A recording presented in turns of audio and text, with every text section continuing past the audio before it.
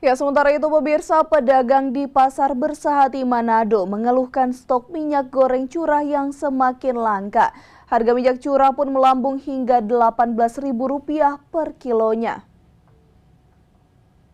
Pedagang di Pasar Bersahati Manado mengeluhkan minyak goreng curah yang makin langka. Menurut pedagang, fenomena langkanya minyak goreng curah ini sudah terjadi selama 1 bulan terakhir. Ya, silakan. Hadapan mau kasih lancar, mau kasih ini minyak kelapa ini. Dan lebih harga dan boleh mau kasih stabil. Supaya orang pedagang kan bagus bajuan.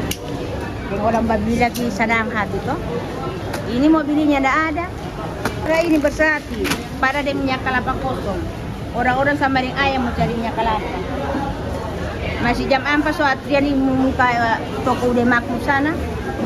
Sampai sekarang antrian panjang, kalanya cuma mau dapat 10 gelong lah. Kan satu orang 1 gelong. Nah, kalau yang sekarang juga minyak lagi susah. Nggak tahu apa DP penyebab. Kami sebagai pedagang untuk minyak sulit untuk didapat. Minyak curah atau minyak kita atau minyak curah.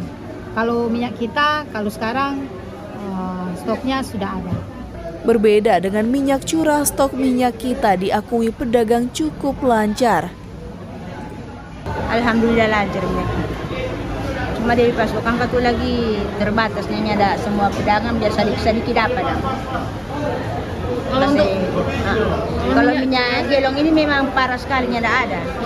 Paling tinggi mau dapat 2 gelong, 3 gelong. Adanya tidak ada sama sekali. Para pedagang berharap pemerintah dapat mengatasi kelangkaan minyak goreng agar harga jual dapat kembali normal di kisaran Rp13.000. Regina Mangke melaporkan untuk Kawanua TV.